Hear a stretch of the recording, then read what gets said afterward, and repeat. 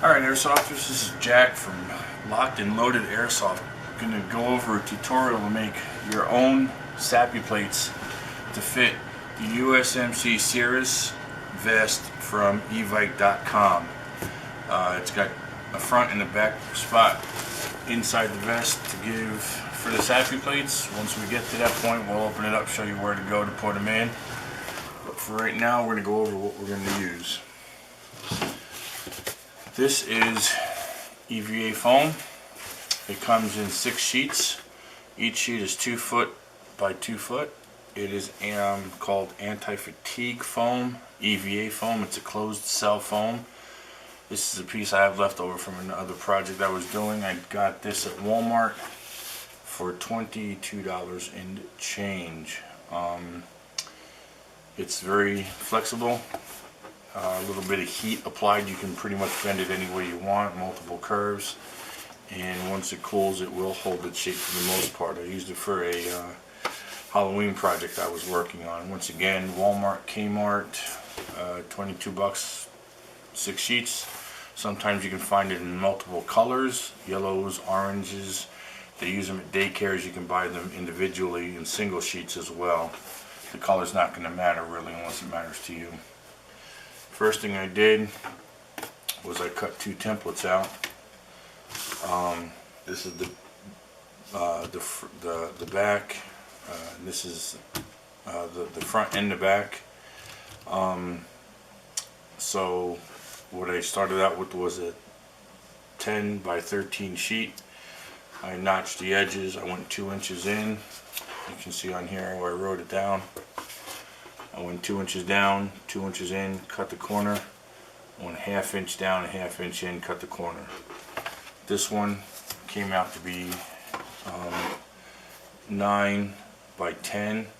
There was a stitching issue in the compartment, so I had to trim it down. I think it's roughly running about 8.5 right now. Actually, it's 8 1/4. But just under 10, because as I said, there was a stitching issue. It's a great vest.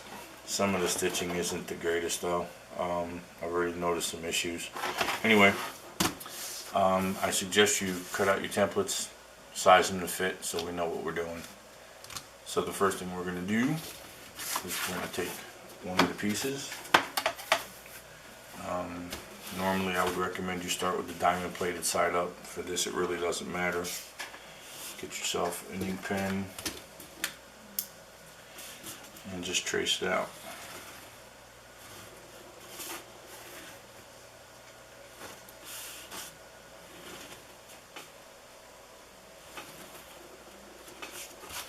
Just like that.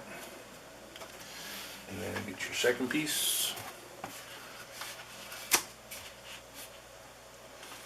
My cats are not going to be thrilled that I took their little mat because they were using this to lay on. Like I said, this was a leftover piece from a Halloween project I was working on.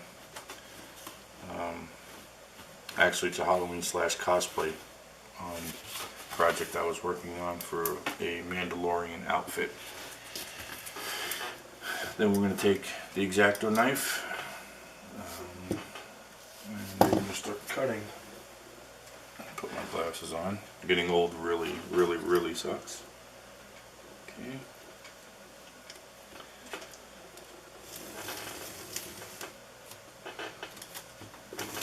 Stuff is really easy to work with. Just a few slices. The sharper the blade, the less fuss, but I really didn't feel like changing the blades today. Like I said. Now, because the template was just a sheet of cardboard, I'm expecting to have to do some adjustments to the size to get it in there. Because obviously the cardboard was a lot thinner than this 1/2 inch foam. This is a 1/2 inch thick. Like I said, each piece is 24 inches by 24 inches. This is the stuff that you'll see cashiers standing on. Anybody who stands in one spot for any length of time in a business, they also use this underneath gym equipment, and that's where you'll find it in Walmart, is with their gym equipment. where they sell their treadmills and weight and stuff like that. Now the other stuff you can use, which I tried but I wasn't real fond of, is the blue closed cell camping mats that they sell. That stuff it's very inexpensive. It's like $7 for a roll, and the roll is 6 foot by usually 32 inches wide, 72 inches long. Like I said, a little bit of heat, and it'll uncurl. And there, boys and girls, ladies and gentlemen, and children of all ages, we have our first soon-to-be homemade Sapi Plate. Like I said, you can bend it as needed, and to fit your chest so it doesn't look all bulky and straight, so you don't look like a block. And we'll cut out the second one here, and then I'm going to cut the camera off, and I'm going to get the next step ready for this.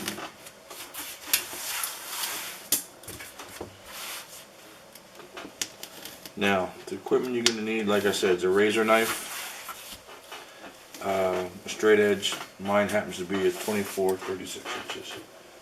36 inch metal straight edge. I also used a little protractor you can see right there for the 1/2 inch measurements instead of fussing with the big 36 inch ruler. An ink pen of some type, or marker, and a piece of foam.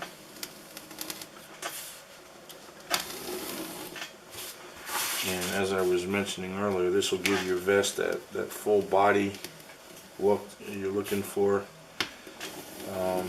It's, like I said, it's extremely lightweight,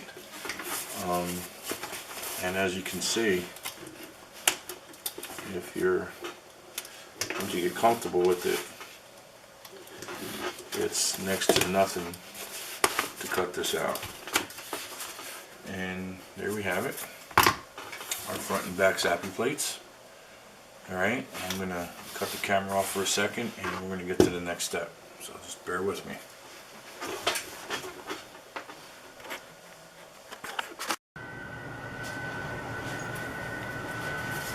Alright, we're back. I've got the Sapi plates cut out, the front piece being the larger of the two, the back piece being the smaller. Okay, and I wanted to touch base with you guys on some finishing of the plates if you decide you want to. Seeing as how they'll be inside your vest and nobody's really going to see them, it's not necessary.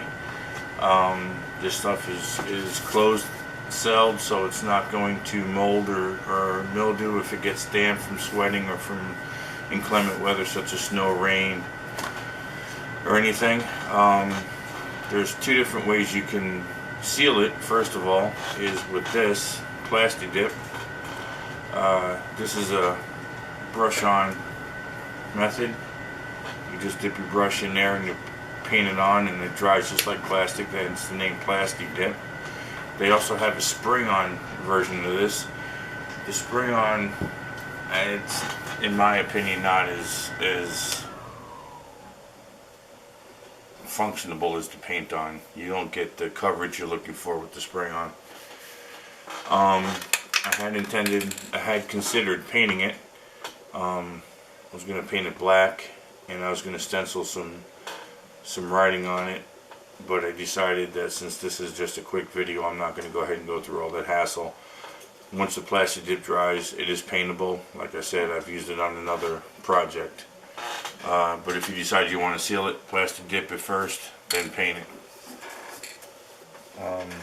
Now we're going to put the plates into the vest. I'm going to show you how to do that real quick. This is the front of my vest, the underneath the front, and you can see there's a strip here. This is Velcro. Pull this right up, and lifting it up, you're going to find a small pouch in here with a Velcro flap. Lift the Velcro flap up, take the plate, slip it in, Might take a little finagling. Might be some loose stray threads from the sewing. When you put these things together, they're not overly concerned about how aesthetically they look. Just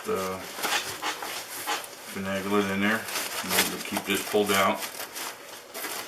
Alright, once it's in there, just tighten this back down. Stretch this out. And it's in. Flip it over. Once again, this is the underside of the back.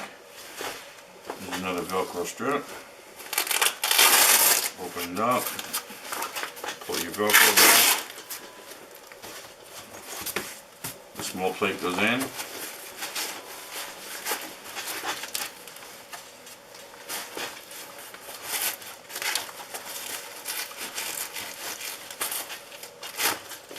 Get the Velcro flap out.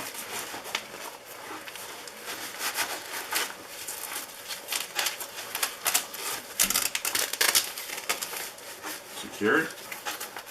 Once it's secured, stretch it out and just close it. And there you go. Now your vest has a little bit of a structural integrity. It's got some bulk to it now, and the plates give it some stiffness and give it some just the look that you're looking for. You've got the Sapi plates in there, but you're not carrying 20 pounds or whatever the Sapi plates weigh.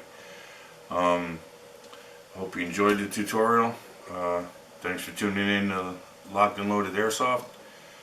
Leave some comments if you want, and we'll be back with more tutorials as time goes on.